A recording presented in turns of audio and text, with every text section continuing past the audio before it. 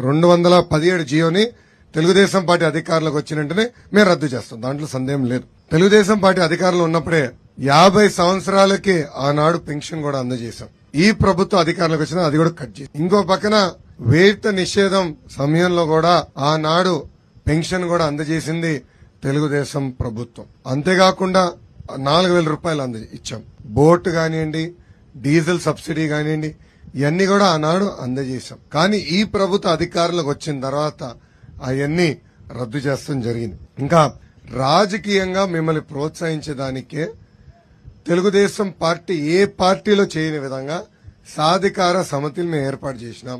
ఉప కులాల వారీగా పార్టీలో సాధికార సమితిలు ఏర్పాటు చేసి ఆ సమితిల ద్వారా పార్లమెంట్ స్థాయి నుంచి నాయకత్వాన్ని పెద్ద ఎత్తున ప్రోత్సహించిన లక్ష్యంతో మేము పనిచేస్తున్నాం. మీకు ఒక చేయూత ఇస్తున్నాం. అందుకో కష్టపడండి. తప్పనిసరిగా రాజకీయాల్లో మిమ్మల్ని పైకి తీసుకొచ్చే బాధ్యత నేను కాదు కదా, రవి అన్న తీసుకుంటాడని ఈ సభాముఖం మీకు తెలుపుతున్నాం. జీవో 217ను కూటమి ప్రభుత్వం రద్దు చేయడంపై మత్స్యకారులు హర్షం వ్యక్తం చేశారు. పశ్చిమ గోదావరి జిల్లా నరసాపురంలో సీఎం చంద్రబాబు, రాష్ట వ్యవసాయ మత్స్యశాఖ మంత్రి అచ్చెన్నాయుడు ఫ్లెక్సీలకు వారు పాలాభిషేకం చేశారు. టీడీపీ అగ్నికుల క్షత్రియ విభాగం రాష్ట కన్వీనర్ కొప్పాడ రవి ఆధ్వర్యంలో పట్నంలోని పొన్నపల్లిలో పాలాభిషేకం చేసి మిఠాయిలు పంచిపెట్టారు. మత్స్యకారుల జీవనోపాధి దెబ్బతీసేందుకే గత ప్రభుత్వం 217 జీవోను తీసుకువచ్చిందని రవి ఆరోపించారు. ఎన్నికల్లో మత్స్యకారులకు ఇచ్చిన హామీని కూటమి ప్రభుత్వం నిలబెట్టుకుందని ఆయన తెలిపారు. ఈ జీవోను రద్దు చేయడం వల్ల మత్స్యకారుల జీవనోపాధికి మంచి రోజులు వచ్చాయని ఆయన సంతోషం వ్యక్తం చేశారు. గత ముఖ్యమంత్రి శ్రీ జగన్మోహన్ రెడ్డి గారు గుదిబండగా తయారైన 217 అనే ఒక జీవోని తీసుకొచ్చి మత్స్యకారులకు ఏదైతే రాష్ట్రంలో ఉన్న పెద్ద చెరువులు ఉంటాయో ఆ చెరువులన్నింటినీ కూడా మత్స్యకారులు సొసైటీల ద్వారా వేట చేసుకునే విధానం గతంలో ఉండేది.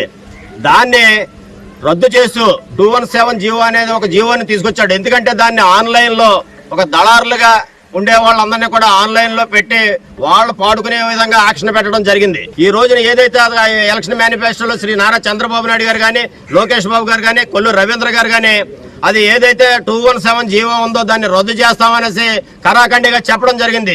శ్రీ అచ్చెన్నాయుడు గారు దాన్ని 217 జీవోని రద్దు చేస్తామనేసి ఆయన హామీ ఇవ్వటం, దాన్ని త్వరలోనే అసెంబ్లీ తీర్మానం చేసి మంత్రివర్గంలో తీసుకొచ్చి దాన్ని తీసేసే విధంగా చర్య తీసుకుంటామని హామీ ఇవ్వటం చాలా హర్షించదగ్గ విషయం.